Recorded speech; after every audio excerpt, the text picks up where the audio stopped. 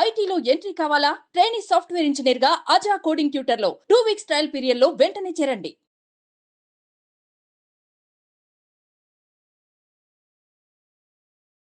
Welcome to Suman TV. నేను మీ Suman TV. చాలామంది చిన్నపిల్లల దగ్గర నుంచి పెద్దవాళ్ళ వరకు ప్రతి ఒక్కరూ సొంతగా యూట్యూబ్ ఛానల్ పెట్టుకుని ఎదుగుతూ ఉన్నారు.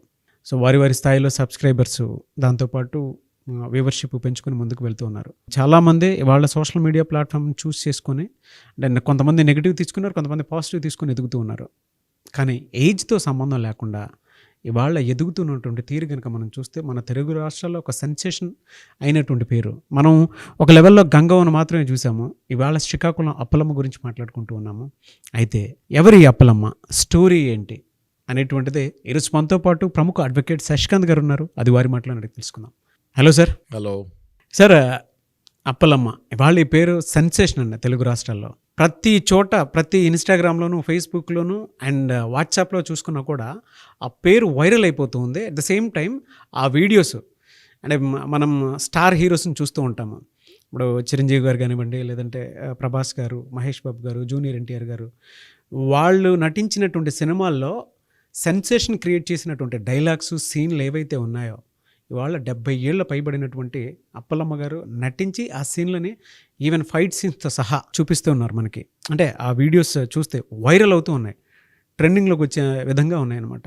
ఆ స్టోరీ ఏంటి సార్, అప్పలమ్మ గారి స్టోరీ ఏంటి? అవును నాగరాజు గారు, most inspirational stories in the recent times ఏంటి అంటే అప్పలమ్మ 100% అప్పలమ్మే. రీజన్ ఏంటి అంటే శ్రీకాకుళం జిల్లా కవిటి మండలం పెద్ద కరివారిపాలెం చెందిన ఈమె 72 ఏళ్ల వయసు.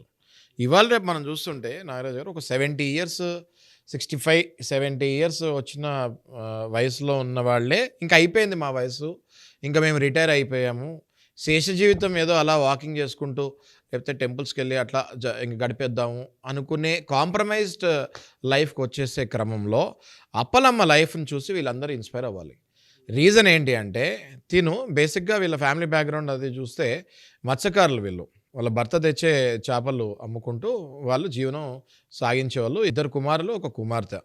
అందరికీ పెళ్ళిళ్ళు అయిపోయినాయి, ఇంకా లైఫ్ వాళ్ళది శేష జీవితం అన్నట్టుగా ఉన్నారు. ఇంకా సరే నా వయసు అయిపోయింది కదా అనే క్రమంలో అప్పలమ్మ పెద్ద మనవాడు శివ అనే ఒక అబ్బాయి అప్పలమ్మ దగ్గరికి వచ్చి సరదాగా యూట్యూబ్ షార్ట్స్, ఇవాళ రేపు అందరూ యూట్యూబ్ ఛానల్స్ పెట్టుకుంటారు, ఆల్మోస్ట్ యూట్యూబ్ షార్ట్స్ తీద్దామనేసి వాళ్ళ నానమ్మతోటి ఒక యూట్యూబ్లో ఒక షార్ట్ తీసి వేస్తాం జరిగింది.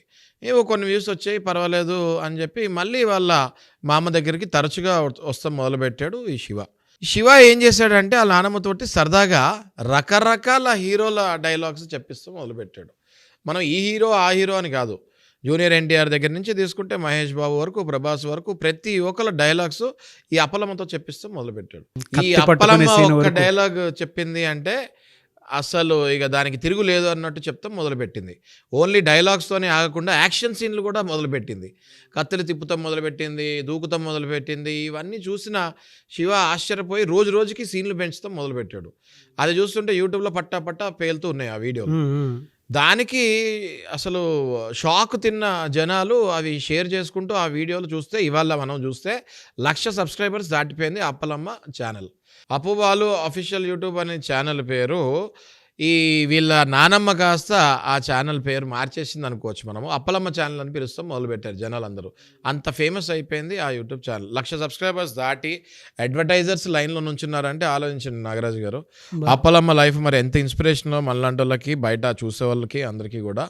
50-60 ఏళ్ళు అవగానే ఇంకా మా వయసు అయిపోయింది అనుకునే వాళ్ళకి 72 ఏళ్ళ అప్పలమ్మ మరి ఎంత స్ట్రాంగ్గా ఇస్తున్నట్టు. టీషర్ట్లు వేసుకొని కత్తులు తిప్పుతూ ఇసుక మీద నడుస్తూ ఎండనక వాననక వెళ్తూ ఉంటే అప్పలమ్మని ఎవరో క్వశ్చన్ అడిగారంట, ఏంటమ్మా మీకు కష్టం అనిపించట్లేదా అని. ఇష్టం ఉండి ఏ పని చేసినా కష్టం అనిపించదు అని సమాధానం ఇచ్చిందంట అప్పలమ్మ. అలాగే అప్పలమ్మని చాలామంది అడిగారంట, మీ ఇంత వయసు అయిపోయింది ఇలాంటివి చేస్తాను మీకు సిగ్గు అనిపించట్లేదా అని. సిగ్గు ఎప్పుడో పోయింది, మనం ఉన్నంత వరకు మనకి ఏ ఆపర్చునిటీ వచ్చినా కూడా వదలకూడదు అని అప్పలమ్మ ఇన్స్పిరేషన్ స్టోరీ చెప్పిందంటే చాలామందికి.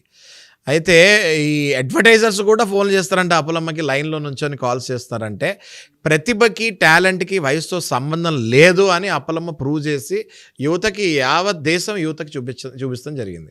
ఊరంతా కోడే కూస్తుందంట నాగరాజు గారు, మీ వల్ల మన ఊరికే పేరు వస్తుంది అని అభినందిస్తూ ఉంటే ఆమె చిరునవ్వుతో చెప్పిందంట, అవకాశాలు నాకు కాదు నా మనవడి శివాకి వస్తే ఇంకా ఆనందంగా ఉంటానని చెప్తాం జరిగిందంట. చాలామంది అనుకుంటూ ఉంటారు సార్, అంటే వయసు అయిపోయిన తర్వాత ఏం చేస్తాము ఏంటి అనుకునేటువంటి ఆలోచనతో ఉండేటువంటి వాళ్ళు ఉంటారు.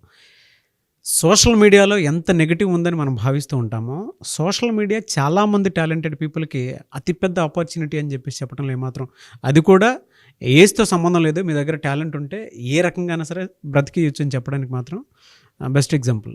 కరెక్ట్. ఇవాళ మనం చూస్తే నాగరాజు గారు నిరాశక చెంది యువత ఆత్మహత్యల వైపుకి వెళ్ళే క్రమంలో అప్పలమ్మ లైఫ్ స్టోరీ మ్యాక్సిమం ఇన్స్పిరేషనల్గా ఉండాలని నేను కోరుకుంటున్నాను. డెఫినెట్గా సార్, గంగవ్వ వరకే చూసాం మనం. మీ ఇంటర్వ్యూ చూశాను నా గంగవ్వతోటి, ఇవన్నీ కూడా ఎంత మోటివేషనల్ అంటే అసలు గంగవ్వనే అనుకుంటే అప్పలమ్మ ఇంకా మించిపోయింది. ఇట్లాంటి పెద్దవాళ్ళు అంటే 7-10 వయసు ఉన్న వాళ్ళు ఇంత ఇన్స్పిరేషన్ సొసైటీకి ఇస్తాము, చాలా మోటివేషనల్ లాగా అనిపిస్తుంది. దయచేసి యువత ఫాలో అవ్వండి వీళ్ళిద్దరిని. నో డౌట్ అండి, ఇవాళ చాలామందికి ఇన్స్పిరేషన్ అని చెప్పడంలో ఎలాంటి డౌట్ కూడా లేదు. మనం అనుకుంటూ ఉంటాము ఎలా బ్రతకాలి జీవితాన్ని అనుకునేటువంటి ప్రతి ఒక్కరికి కూడా ఈ వీడియోని చూసి షేర్ చేయండి. కొన్ని బయోగ్రఫీస్ చాలా ఇన్స్పైరింగ్గా ఉంటాయి. అటువంటి బయోగ్రఫీ లిస్ట్లో మాత్రం అప్పలమ్మ, శ్రీకాకుళం నుంచి ఉన్నటువంటి అప్పలమ్మ గారి స్టోరీ డెఫినెట్గా ఒక మంచి ఉదాహరణ అని చెప్పేసి చెప్పడంలో ఏమాత్రం డౌట్ లేదు. Anyways thank you so much Shashikanth గారు. థ్యాంక్ యూ నాగరాజ్ గారు.